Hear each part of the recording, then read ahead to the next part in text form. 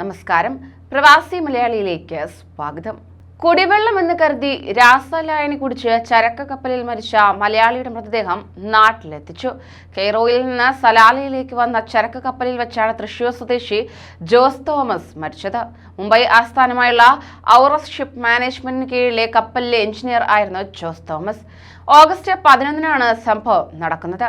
സലാലയിലേക്ക് ചരക്കുമായി വരുന്നതിനിടെ കപ്പലിൽ സൂക്ഷിച്ചിരുന്ന രാസലായനി കുടിവെള്ളമാണെന്ന് കരുതി അറിയാതെ കുടിക്കുകയായിരുന്നു. പിന്നാലെ മരണം സംഭവിക്കുകയും ചെയ്തു.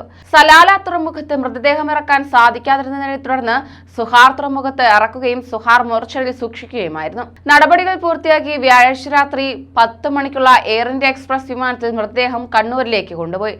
തൃശൂർ സ്വദേശിയാണെങ്കിലും ജോസ് തോമസും സഹോദരി ഡോക്ടർ ശ്വേത തോമസും മാതാപിതാക്കളായ തോമസ്, സാലി, ജേക്കബ് എന്നിവർക്കൊപ്പം കർണാടകയിലെ കുടകിലാണ് ഇദ്ദേഹം താമസിച്ചിരുന്നത്. അതേസമയം ജീസാനിലെ അൽ അഹദിലെ അൽ ഹക്കമി ബ്ലോക്ക് നിർമ്മാണ കമ്പനിയിലുണ്ടായ അപകടത്തിൽ ഉത്തർപ്രദേശ് സ്വദേശി മരിച്ചു.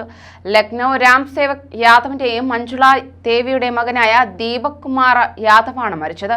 കഴിഞ്ഞ ജനുവരിയിലായിരുന്നു ദീപക് കുമാർ യാദവ് സൗദിയിലെത്തിയത്.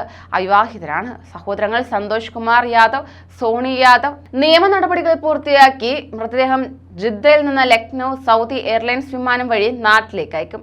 നിയമ നടപടികൾ പൂർത്തീകരിക്കാൻ Jizan KMCC general secretary Shamsu പൂക്കോട്ടൂരിന്റെ നേതൃത്വത്തിൽ CCWA മെമ്പറായ ഖാലിദ് പട്ല, അൽഹാദി, KMCC നേതാക്കളായ ഇസ്മായിൽ ബാപ്പു വലിയോറ, ഷാജഹാൻ, ദീപക് കുമാറിന്റെയും സുഹൃത്തും നാട്ടുകാരനുമായ രാജൻ ഗുപ്ത, അൽ ഹക്കമി കമ്പനിയുടെ ഉടമ ഉമർ ഹക്കമി തുടങ്ങിയവർ രംഗത്തുണ്ടായിരുന്നു. കൂടുതൽ പ്രവാസി വാർത്തകൾക്കായി ഈ ചാനൽ സബ്സ്ക്രൈബ് ചെയ്യൂ.